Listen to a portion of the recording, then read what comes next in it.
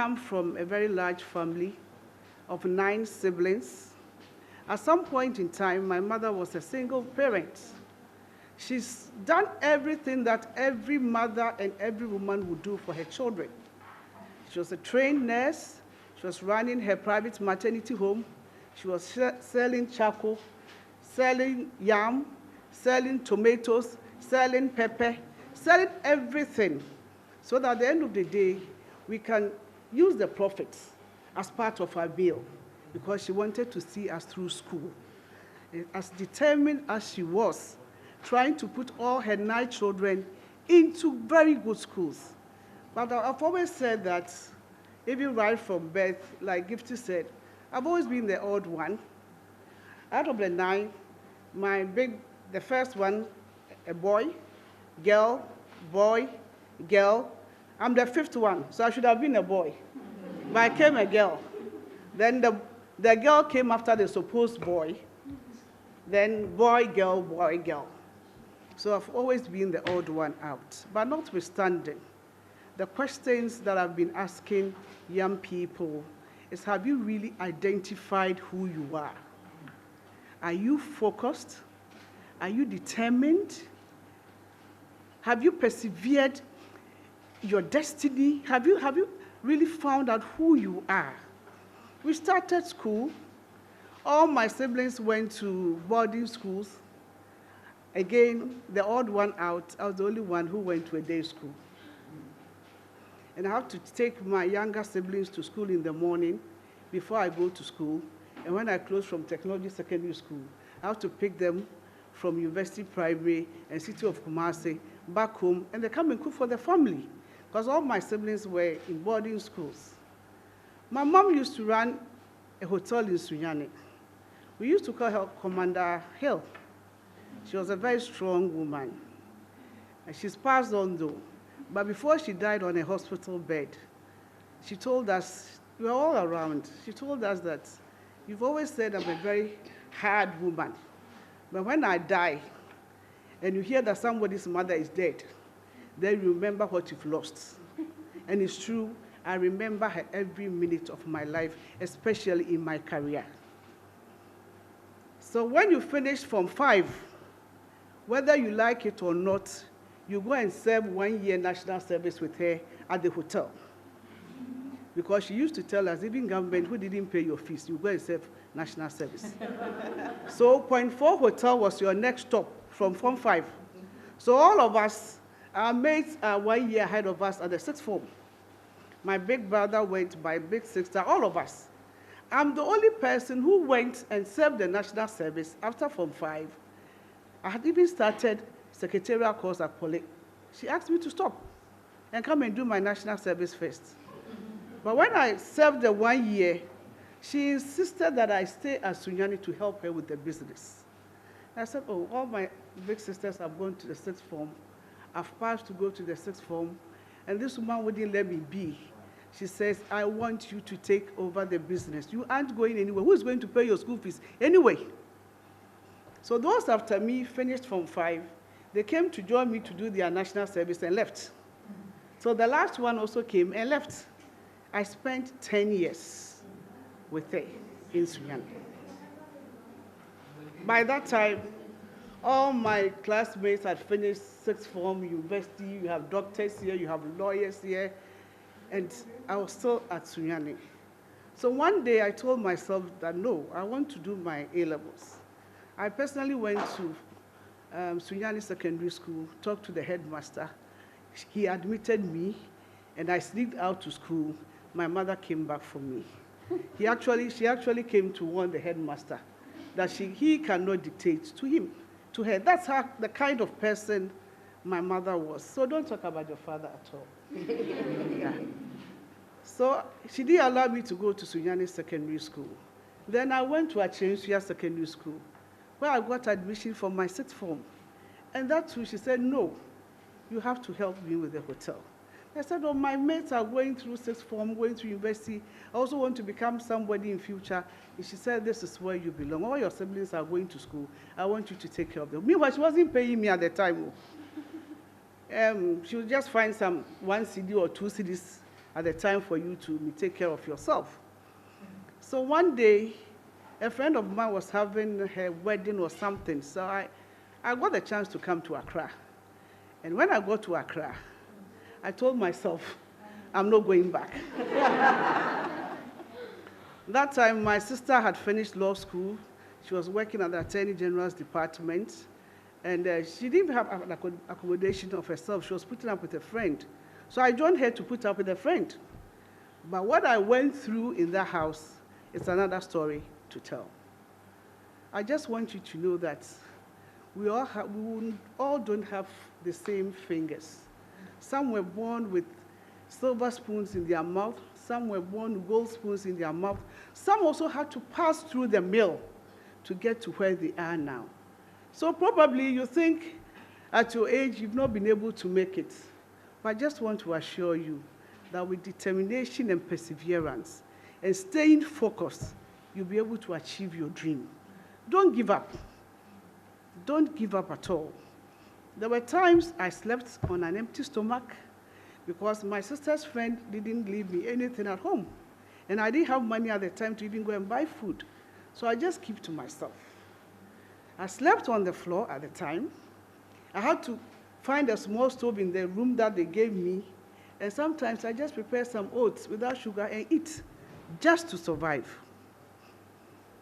Then because I had served at a hotel, another friend of my sister came through. He was the chief executive of a hotel. So I told him that I wanted work. So he employed me at Dimples Inn. I worked as a receptionist for about a year. Then one day, a friend or a schoolmate of mine came through Dimples Inn. And he was wondering why I was working there as a receptionist, because he knew I came from a very good home. So, Frida, I thought you were outside the country. What have you been doing to yourself? And what are you doing here? I said, well, this is where I am. And you too, where are you coming from? And he said, well, I'm a doctor now. I've enlisted into the Ghana Prison Service. We've passed out, but they're enlisting some undergraduates, so they've asked us to stay on and help with the enlistment. And I asked him whether I could come for the enlistment. And so you, prison service, why would you want to join prison service? Why did you join prison service? So he told me the enlistment was coming on a Saturday. By 5 o'clock, I was at the prison officers training school. Because of my background, because I was academically good, I went through the enlistment process. I passed through when they were taking our hats. When our heights, I stood on the scale. Then one of the officers said, my friend, get down. You are even more than the height that we are looking for. You look too tall. I went through the examination. I passed. I went through the interview. I passed. And about the next 2-3 weeks, I found myself at the prison officers training school. You see, you are clapping. I didn't give up. I persevered. I spent 4 or 5, 6 months at the training school. And when we were passing out, anyway, I didn't tell any of my siblings that I was there, so nobody visited me at school. When they gave us time out, I would rather sleep in my bed and read something because I wanted to excel. I wanted to prove a point that it's not only dropouts who end up as prison officers. So I managed to excel. And when we were passing out, I invited my brother. When he came, she said, oh, me, I didn't come because of your passing out. I just wanted to be sure that you have passed out as a prison officer. You know, during passing out, families come with food, we have, entertainment. Nobody came for my passing out. So after the passing out parade, I saw my brother. He only waved at me and told me he wanted to be sure I was among those who passed out. I just went to the dormitory, packed my things, and I asked myself, where am I going? So you can make it. I asked myself, where am I going? Then I remembered a family friend of ours who lived around Choco. That time we didn't have mobile phones, and I didn't know how I was going to call her. But I managed to call 1, 2, 3 people who linked me to where I could locate her. So the long and short of it is I ended up at Choco. in a compound house. The place was not even, there was no cement. It was, when it rains, the whole place becomes so muddy. There was no toilet in the house. There was no bathroom in the house. So every morning they go to the beach side to take their bath or do their own thing. But fortunately, I had been stationed at James Ford Female Prison. So I would sneak out early in the morning to go and have my bath in the yard. When I'm on afternoon shift, then I come back and sleep. Then I go to work in the afternoon.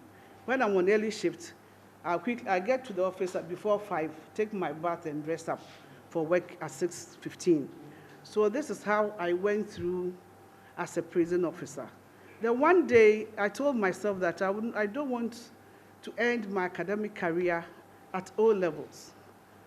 So I decided to do my A levels whilst working as a prison officer. I actually did 2 subjects, and the following year I did the 2 other subjects. And I enrolled at the Ghana Institute of Journalism. I had not planned to be a journalist, but I felt that with my grades, I could go for a diploma program. Immediately after GIJ, I enrolled at GIMPA, and I did the certificates for public administration. Then I did the GPA as well. I was still working as a prison officer when I did my A levels. I actually did my A levels in my sofa, because after work, I'll come and lie in my sofa and read my books. I didn't go through any tuition. I didn't go to workers' college. I just registered and went to write my exam. So no matter where you find yourself, you can still make it.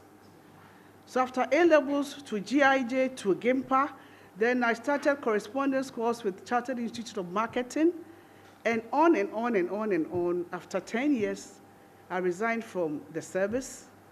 I became an assemblywoman for the area for 8 years.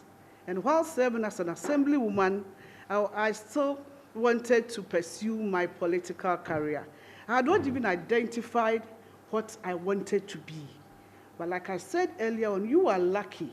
So you should ask yourself, who am I? What do I want to be? What is my identity? Where do I want to go? I went to AMA. There were some committees that you had to join. And everybody thought, because I was championing the cause of women whilst working as a prison officer, I had the Cantonment Women's Association, I had Laboni Women's Association, I had Burma Camp Women's Association. Because we couldn't do politics in the security service, I decided to put their wives together and get to their men through the wives. So when we went to AMA, all my friends said, oh, I should contest for the women's subcommittee chairperson. And I inquired about the other committees, and I saw that development planning subcommittee was quite challenging. But they told me that it's a man's world. No woman has ever contested for that position before. But in Lighthouse, we always say, daughter, you can make it. So I decided to go and contest for the chairmanship for development planning subcommittee. I won. I contested with 4 men. And that was the first time a woman had contested, even on that committee. By dint of hard work, after 2 years, I sought for re-election, and I still won. I went back to the assembly for the 2nd term. Then I decided to go for the women's committee. And all the other women who had decided to contest said, oh, let's Frida go. So I went unopposed. I worked very hard as an assemblywoman. Gifty can attest to that fact. Mausi can also attest to that fact. While serving as an assemblywoman, I decided to go back to my constituency to contest for the parliamentary primaries. I tried the first time, it didn't work, but I persevered. So don't give up. When you try something and it doesn't work, focus on what you are doing and pursue it with determination. You'll be able to make it. I went for the 2nd time. The first time, I lost because they felt that I was a small fish trying to contest a cabinet minister, and for that matter, a woman trying to contest a man. That was the bottom line. The other men, they didn't even say anything about it, but because I was a woman, they felt that there was no need or no point to contest a cabinet minister. But I went with him, I lost. But I persevered, went for the 2nd time, and I lost by 1 vote. I told myself that this is not it. I have to make it. I went for the 3rd time, and I won.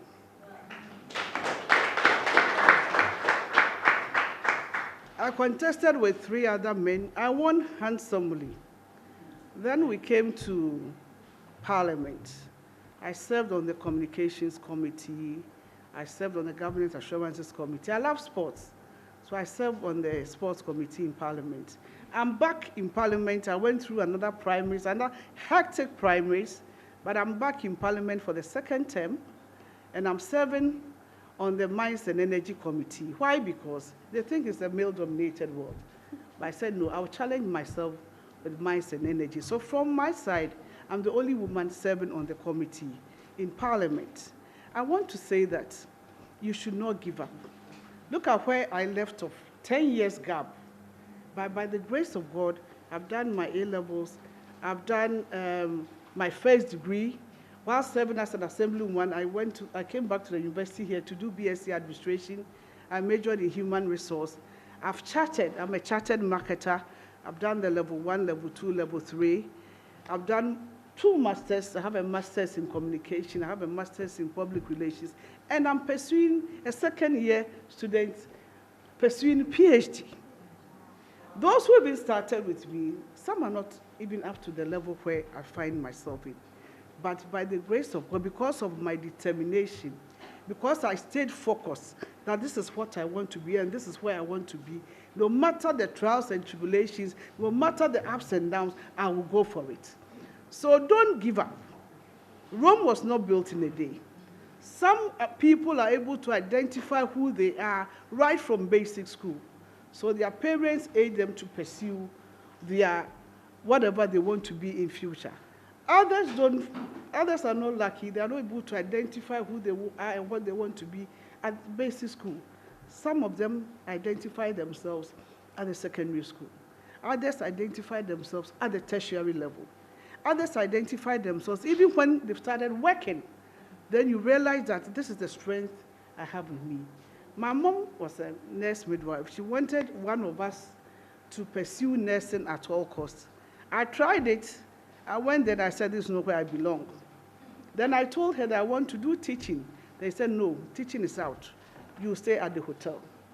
6th form is out. You stay at the hotel. University is out. You stay at the hotel.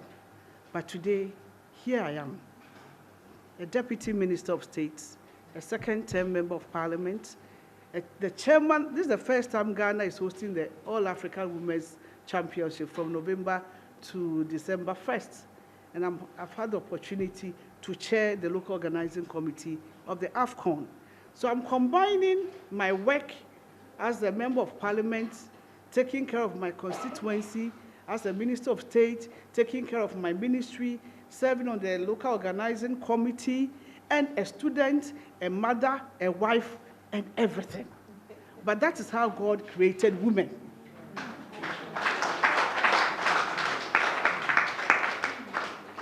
That's how He created us in a very unique and wonderful way. He said we are fearfully and wonderfully made. But sometimes, anytime I get the opportunity to talk at a forum like this, I ask myself, we the women, do we have the self-confidence? During the primaries, you talk to your colleague women, there was a time I even talked to a professor. And she said, no, Frida, I don't want to go through your political career. I don't want any intimidation. I don't want any insult. But someone has to do it. So identify who you are, pursue your dream, stay committed, persevere, and be determined to succeed. And with God on your side, you shall make it. Don't ever give up. Don't think that you cannot do it.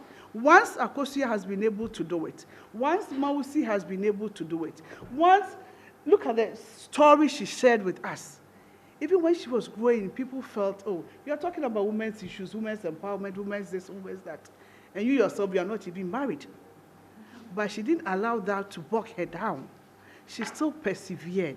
She still continued with the work that she's doing. And she's doing it so well. So I'm here to encourage you all.